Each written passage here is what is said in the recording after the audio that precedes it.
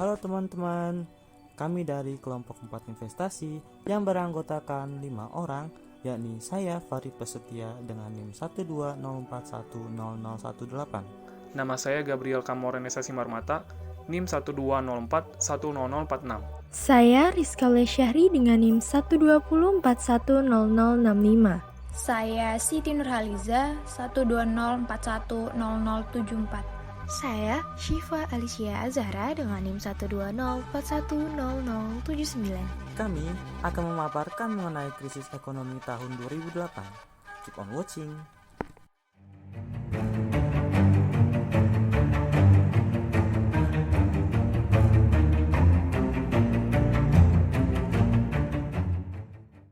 Pada tahun 1997-an, di Amerika sedang maraknya bisnis di bidang properti, sehingga banyak lembaga keuangan ataupun lembaga pembiayaan yang berinvestasi di bidang properti. Salah satunya yaitu Lehman Brothers Holding Incorporation atau LBHI.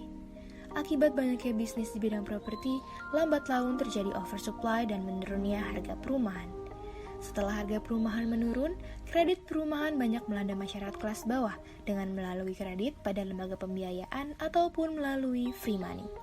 Lehman Brothers Holding Incorporation menawarkan KPR atau subprime mortgage, yakni kredit perumahan yang bisa diperoleh oleh debitur yang belum memiliki pengalaman kredit atau bahkan tidak memiliki pendapatan. Di sisi lain, para agen perumahan akan menaikkan harga perumahan dari harga yang sebenarnya.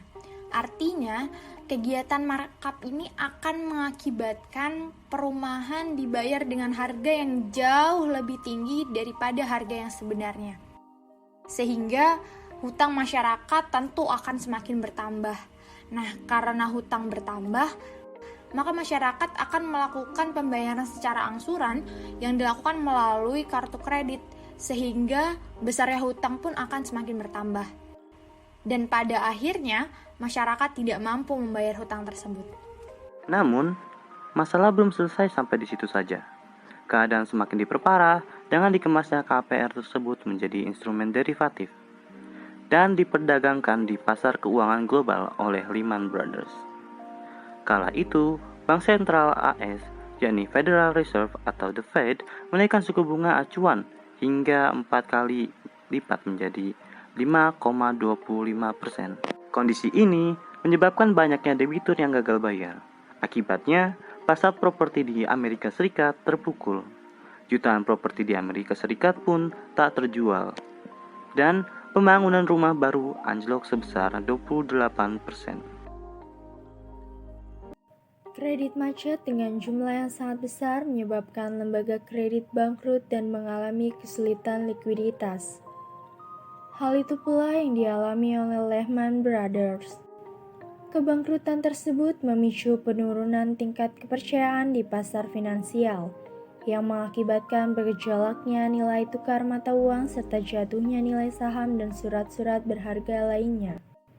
Kondisi ini sangat mempengaruhi berbagai negara, karena Amerika Serikat merupakan pangsa pasar yang besar bagi negara-negara lain, termasuk Indonesia.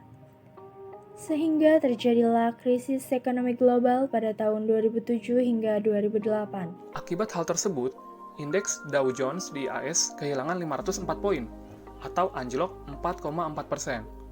Dampaknya bagi Indonesia, yaitu terjadinya penurunan daya beli masyarakat di Amerika yang menyebabkan penurunan permintaan impor dari Indonesia, sehingga ekspor Indonesia pun menurun, terutama pada sektor-sektor primer seperti minyak sawit dan karet. Komoditi-komoditi ini adalah penopang pertumbuhan ekonomi Indonesia. Tentunya, hal ini memberikan tekanan yang cukup besar terhadap kinerja ekspor komoditi tersebut, yang dimana terjadi penurunan harga berbagai komoditas akibat adanya perlambatan ekonomi dunia. Sehingga, peluang untuk memasarkan sangat sulit.